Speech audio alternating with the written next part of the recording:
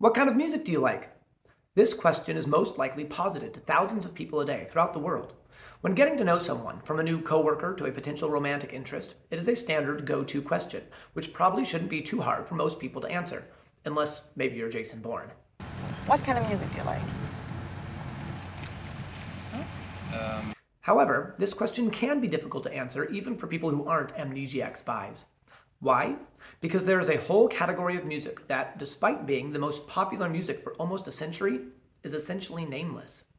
The style of music in question is the music created, performed, and consumed by the general public throughout the West from roughly the mid-19th century, that's the 1800s, to the 1960s.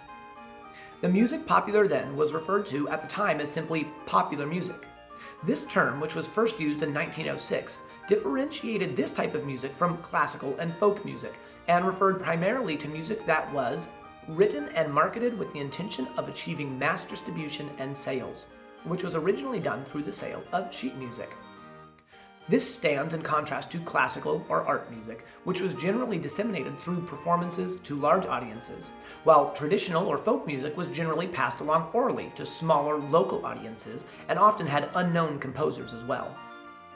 Gregory D. Booth, in an issue of Musical Quarterly from 1990, also stated that, though many early pieces of popular music shared general features with classical music of the day, they were briefer and simpler, making fewer demands on both performer and listener. While back then the term popular music was sufficient to separate that specific style from the other genres around at the time, the term has now grown to encompass many other types of music, such as rock, country, hip-hop, and even pop. That's right, pop is a musical subcategory of the genre popular music. And now there seems to be trouble in figuring out what to call this old music. Take a look at how AllMusic.com classifies Over the Rainbow. Classical and vocal?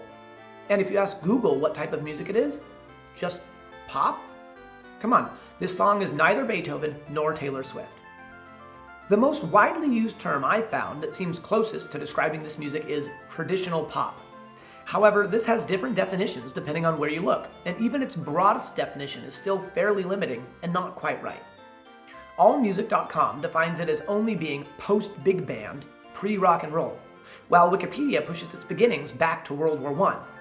And while the music of the late 1800s and early 1900s certainly has some stylistic differences from music of the 30s and 40s, it is not substantially different. So I decided the term traditional pop doesn't work very well. The other terms you might hear are American popular songs, the Great American Songbook, standards, or show tunes. Again, these ideas usually only apply to music from the 1920s on, leaving out similar songs that were written earlier. I also dislike the idea of American popular music because there is a lot of music from around the world that fits into this category. Examples include songs such as Chiri Chiri Bin from Italy, Because from France, Tico Tico no Fuba from Brazil, and It's a Long Way to Tipperary, written in England about Ireland. British music halls and dance bands also produced this style of music. Popular music at the time also fused with traditional styles in places like China, resulting in a form of popular music known as Shidaichu, and in Brazil, where it merged with the traditional samba and resulted in famous songs such as Aquarela do Brasil and famous singers like Carmen Miranda. So this idea doesn't work. I also dislike the idea of American popular songs because there are several pieces of music that don't necessarily have words that I still think fit into this category of original popular music, such as many of Scott Joplin's Rags and big band or swing pieces like Glenn Miller's In the Mood. There is also the issue of pieces of music that were originally or primarily composed as instrumental only and then later had words added, such as Destiny Waltz, or many film themes that were given words and turned into songs after the fact. Do they not enter the original popular music genre until they are given words? I think that seems a little silly. The term standard, by definition, only refers to a musical composition, such as a song of established popularity that has become a part of the standard repertoire of one or several genres. I'm not interested in only the most popular pieces of music during this era, but all of them. So that term's out. The term show tune also doesn't fit because it refers to songs written specifically for a show, such as a stage or film musical or review. While many of the songs of this era were originally written for a show of some sort, Many others were not. As a result of all of this, I feel that the terms that currently exist to refer to a lot of the popular music written between the 1840s and 1960s do not fit quite right. So I decided to create a more accurate, comprehensive name. I came up with Original Popular Music, #Origipop. And that's one of the main things I want to make clear. This is not a well-known term used by other people. I just made it up. But I think it applies particularly well as a broad and comprehensive term for a category of music that covers a large time period and encompasses many related and similar subcategories and styles of music. Indeed, much of the music within this genre might have its own more specific term to describe it. Within original popular music can be found musical styles such as jazz, blues, swing, big band, ragtime, easy listening, parlor music, and some of the other styles I mentioned previously. I also think that there are elements of classical music, such as light music and operetta, that can fit into this category as well. And there is some overlap between folk music and original popular music, primarily in the earlier period of the 1840s to the 1890s, and the music of Stephen Foster and his contemporaries. The idea behind original popular music is that it will be a big tent term, which encompasses many of these subcategories, which might be different styles, but which also have definite similarities. So, what are some of these similarities? What are some of the characteristics of a piece of original popular music? Many still fit the definition originally used back in 1906, which I mentioned earlier. Original popular music was simpler and more easily accessible and reproducible than classical music, and was disseminated through sheet music sales initially, then through piano rolls, and finally records. It also had known composers whose goal with these songs was to write music for and sell it to the general public. But these characteristics can also apply to modern popular music, except for the piano rolls. Some characteristics which separate this music from later popular music, such as rock and roll, which began in the 50s, as well as many other modern styles, is its emphasis on melody. The melodies were clear, simple, and straightforward, while also being variously jazzy and upbeat, touching and beautiful, evocative and emotional. These songs were also, compared to more modern songs, more easily reproducible by a person in their home. The piece's original rich and full orchestrations were often expertly arranged for just voice and piano, which many more people had in their homes back then. And yet, these arrangements would often preserve the rich harmony that these songs also had. The harmony of the songs were important and rich in their own right, but were primarily to service and support the melody. These pieces also had a straightforward and clear structure or form. Many have a natural sense of internal composition and balance, with complementary verse and chorus, appropriate rests and points of emphasis, well-designed introductions and conclusions.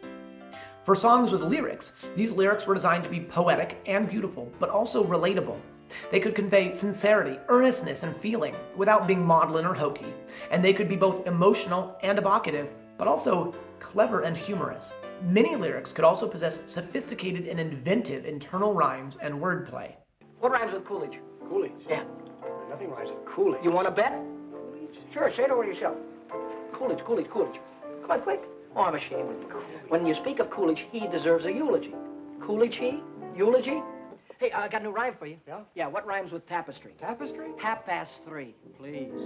The time period I've picked, specifically 1844 to 1864, is based on two specific dates. In 1844, Stephen Foster, arguably the first fully professional U.S. songwriter, wrote and published his first song and one of the earliest popular songs, Open Thy Lattice Love. He followed this up with several other songs, including Oh Susanna in 1848 and Camptown Races in 1850, both of which are still well known and easily recognizable today.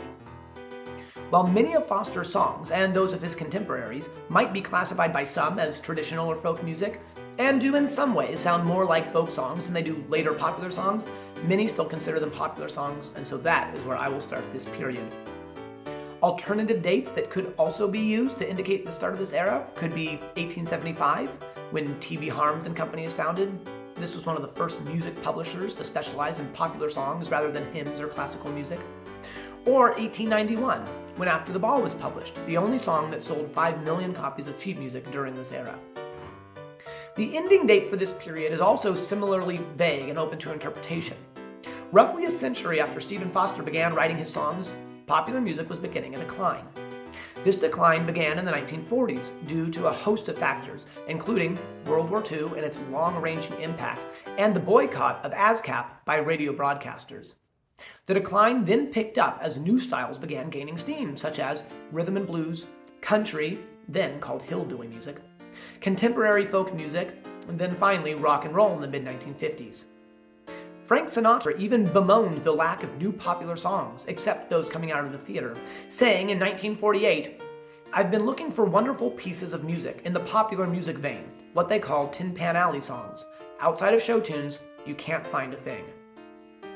However, the traditional style of popular music did continue to roll along, albeit slightly slower than before.